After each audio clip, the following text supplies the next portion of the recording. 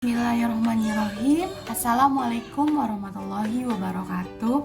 Halo guru hebat, perkenalkan nama saya Hasti Wulandari. Saya adalah salah satu guru di SDN Bojong Renget 5. Hari ini saya akan menyebarkan aksi nyata Merdeka Belajar, yaitu menyebarkan pemahaman Merdeka Belajar. Teman-teman, ada 5 modul belajar di modul Merdeka Belajar. Yang pertama, modul mengenali dan memahami diri sebagai pendidik. Kemudian yang kedua, modul untuk mendidik dan mengajar. Yang ketiga, modul mendampingi murid dengan utuh dan menyeluruh. Yang keempat, mendidik dan melatih kecerdasan budi pekerti. Dan yang kelima atau yang terakhir yaitu pendidikan yang mengantarkan keselamatan dan kebahagiaan. Teman-teman, jadi sebelum mengenali karakteristik dan kebutuhan peserta didik, kita sebagai pendidik harus belajar bagaimana memaknai dan menghayati kepribadian sebagai manusia yang merdeka untuk terus belajar. Manusia merdeka adalah manusia yang hidupnya bersandar pada kekuatan sendiri, baik lahir maupun batin, dan tidak tergantung pada orang lain. Kemudian kita sebagai guru harus memiliki peran yang sangat penting untuk perkembangan murid. Dan jadilah guru yang mampu menginspirasi murid dalam hal kebaikan. Teman-teman, di modul yang kedua ini, mendidik dan mengajar, guru berperan sebagai pendidik dan pengajar yang bisa menuntun muridnya sesuai kodratnya. Kemudian, dalam pendidikan sekarang, tidak hanya berpusat pada aspek kognitif, tetapi juga pada aspek afektif dan keterampilan. Kemudian, tujuan pendidikan salah satunya adalah mengasah nalar murid sebagai bekal pembangun budi pekerti pada dirinya.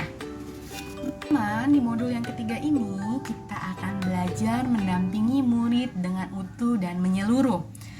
Teman-teman, setiap individu diciptakan dengan keunikannya. Kita sebagai guru harus mampu mengenali dan memahami setiap karakteristik peserta didik kita. Teman-teman, ada 3 kodrat yang meliputi kodrat keadaan, kodrat alam, dan kodrat zaman. Dengan memahami macam-macam kodrat, kita bisa belajar bagaimana cara memahami murid. Kemudian kita juga akan belajar asas trikon untuk belajar memahami tujuan dan asas pada pendidikan. Nah, teman-teman, di modul yang keempat ini kita akan mempelajari bagaimana cara mendidik dan melatih kecerdasan budi pekerti.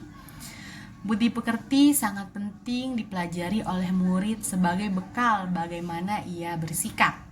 Salah satu yang mempengaruhi perubahan budi pekerti adalah lingkungan sekolah. Di sekolah, murid akan belajar bagaimana ia menghargai orang lain. Kita sebagai guru menjadi inspirator dan contoh bagi mereka. Dengan kata lain, kita adalah role model bagi peserta didik kita. Lingkungan sekolah yang baik akan membantu murid berbudi pekerti yang baik pula. Di modul yang terakhir ini teman-teman, atau modul yang kelima tentang pendidikan yang mengantarkan keselamatan dan kebahagiaan. Teman-teman, sistem Among adalah sebuah metode pengajaran didasarkan kodrat alam dan kemerdekaan untuk mencapai pendidikan yang sesuai dengan profesi murid dan menggerakkan kekuatan lahir batin sehingga murid selamat dan bahagia.